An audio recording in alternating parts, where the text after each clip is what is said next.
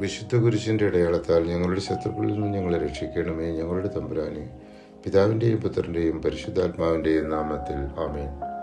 115 സങ്കീർത്തനം ദൈവത്തെ മഹത്വപ്പെടുത്തുന്ന ഒരു സ്തുതിഗീതമാണ്.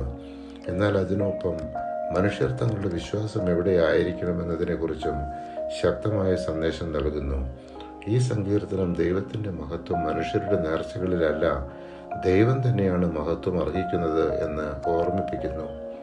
മനുഷ്യനുണ്ടാക്കുന്ന വിഗ്രഹങ്ങൾക്കല്ല, ജീവനും കരുണയുമുള്ള യഹോവയ്ക്കാണ് വിശ്വാസം അർപ്പിക്കേണ്ടത്. ദൈവം തൻ്റെ ജനത്തെ അനുഗ്രഹിക്കുകയും സംരക്ഷിക്കുകയും ചെയ്യുന്നു. അതിനാൽ അവനിൽ ആശ്രയിക്കുക, അവനെ ഭയപ്പെടുക, അവനെ സ്തുതിക്കുക എന്ന് ഈ സങ്കീർത്തനത്തിൽ പ്രതിപാദിക്കുന്നു.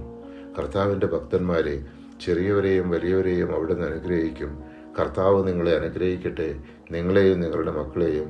ആകാശവും ഭൂമിയും സൃഷ്ടിച്ച കർത്താവ് നിങ്ങളെ അനുഗ്രഹിക്കട്ടെ. 115 സങ്കീർത്തനം 13 മുതൽ 15 വരെയുള്ള തിരുവചനങ്ങൾ. സങ്കീർത്തനം 116 ദൈവത്തിൻ്റെ രക്ഷയും കരുണയും അനുഭവിച്ചവരുടെ ഹൃദയത്തിൽ നിന്നുള്ളൊരു സാക്ഷ്യമാണ്. മരണഭീതിയിലായിരുന്നവനെ ദൈവം രക്ഷിച്ചു.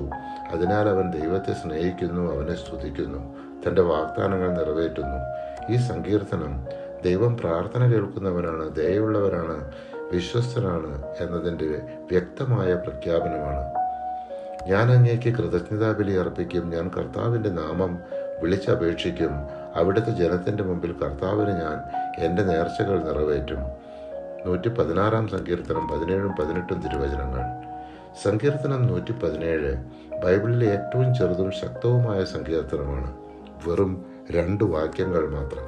എന്നാൽ അതിൻ്റെ സന്ദേശം സാർവജനികവും ആഴവുമുള്ളതാണ്. എല്ലാ ജാതികളും എല്ലാ ജനതകളും യഹോവയെ സ്തുതിക്കണമെന്ന ആഹ്വാനമാണ് ഇതിൻ്റെ ഉള്ളടക്കം.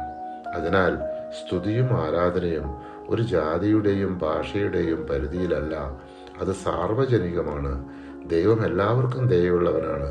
അവൻ്റെ സത്യത കാലങ്ങളോളം നിലനിൽക്കും.